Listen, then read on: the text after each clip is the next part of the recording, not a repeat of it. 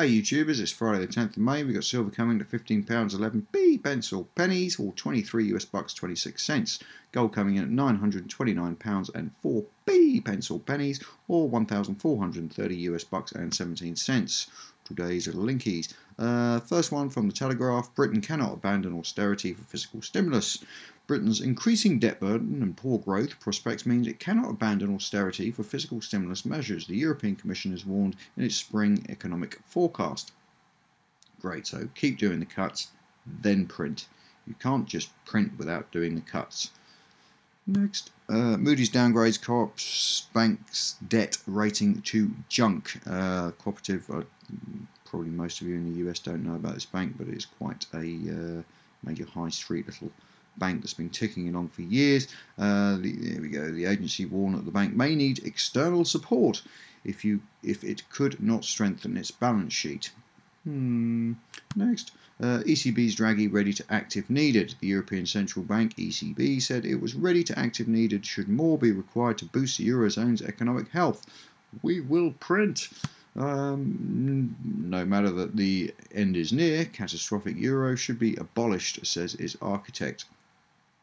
The same man who called for the United Europe and spearheaded the euro currency in 1999, Germany's former finance minister, Oscar Lafontaine, has formally retracted his support for the troubled currency and is calling for its abandonment. Whoopee-doo. Next, I missed this link when this came out. Death of bank safety deposit box. Barclays is among several big name high street banks which are no longer offering safety deposit boxes, and customers are being left with few options to store their valuables such as legal documents, jewellery or other precious objects.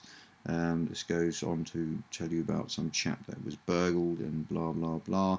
Where are we? Conservative MP Paul Uppler has heard countless stories of Asian jewellery theft in his Wolverhampton Southwest constituency. He says banks need to think past the financial implications of the service, and the weather on your planet would be what, Paul? It will put people in a situation that creates uncertainty and a great deal of worry, said Mr. Uppel.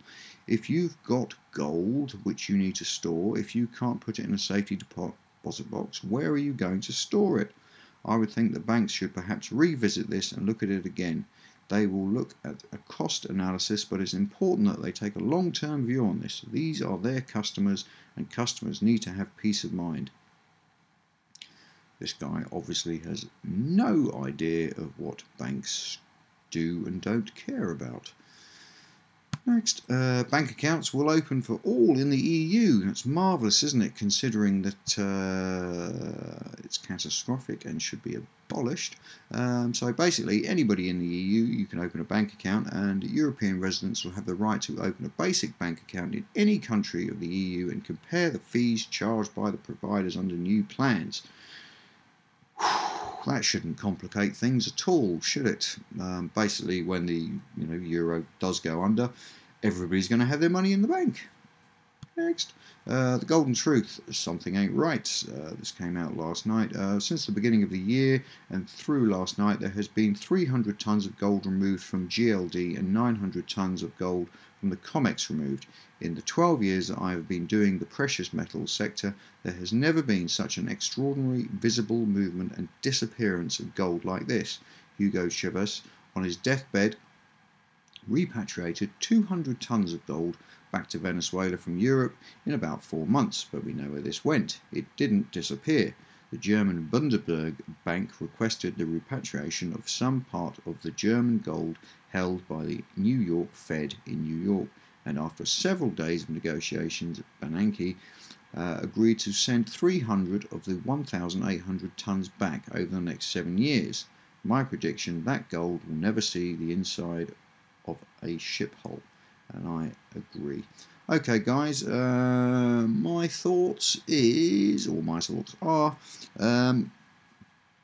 as we all know, the physical market is the physical market and the paper market is the paper market. I'm quite looking forward to when these figures here and these figures here and these figures here and these figures here are all zero. Thank you very much. Link is down below, and watch yourself.